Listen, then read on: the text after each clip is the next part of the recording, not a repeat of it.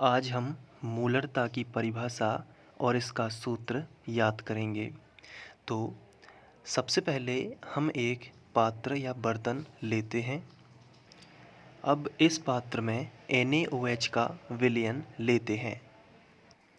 NaOH का विलयन यानी कि सोडियम हाइड्रोक्साइड का जो विलयन हमने लिया है, इसमें विलेय और विलायक दो चीज़ें हैं और विलेय इसमें सोडियम हाइड्रोक्साइड होगा और विलायक इसमें पानी होगा। यानी कि पानी में कुछ मात्रा में सोडियम हाइड्रोक्साइड यदि हम मिला देते हैं तो वो विलयन NaOH का होगा, अर्थात विलेय के नाम पर ही उस विलयन का नाम हो जाएगा और विलेय प्लस विलायक मिलके ही विलयन बना देते हैं और उस विलयन का नाम क्या होगा? NaOH का विलयन यानी कि सोडियम हाइड्रोक्साइड का विलयन। अब हम थोड़ी देर के लिए मान लेते हैं कि इसमें जो विलयन भरा हुआ है इसका आयतन 1 लीटर है। कितना है? 1 लीटर। और इसमें जो विलेय है NaOH इसके 2 मोल हैं।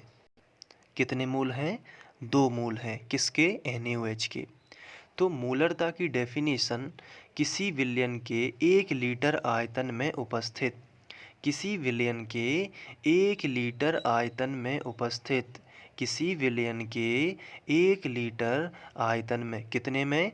1 लीटर आयतन में किसी विलयन के 1 लीटर आयतन में उपस्थित विलेय के मूलों की संख्या को, यहाँ पे कितनी संख्या है? 2।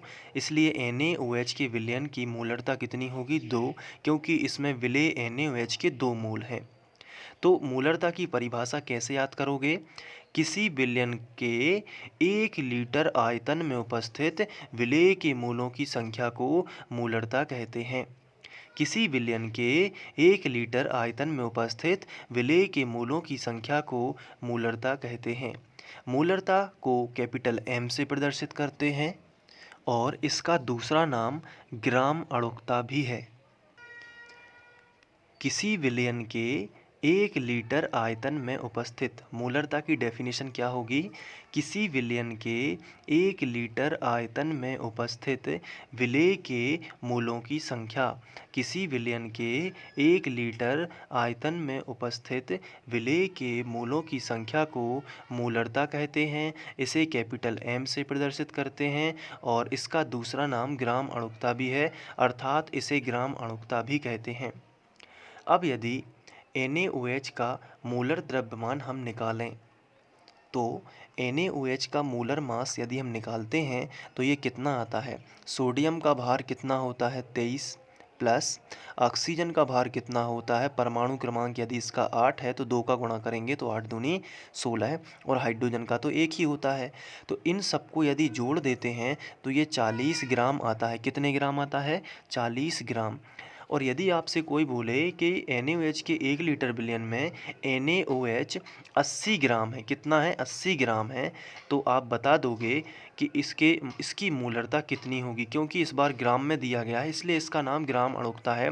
80 ग्राम का मतलब है, देखिए 1 मोल NaOH के कितने ग्राम होते हैं? 40 ग्राम। यानी कि 1 मोल NaOH में कितने ग्राम होते हैं? 40 ग्राम। तो 2 मोल में 80 ग्राम होंगे, या 80 ग्राम में कितने मोल होंगे? 2 मोल होंगे। तो किसी विलयन के 1 लीटर आयतन में उपस्थित विलेय के मूलों की संख्या, बस इतना याद करिए, किसी विलयन के 1 लीटर आयतन में उपस्थित विलेय के मूलों की संख्या मूलरता कहलाती है। इसे कैपिटल M से प्रदर्शित करते हैं।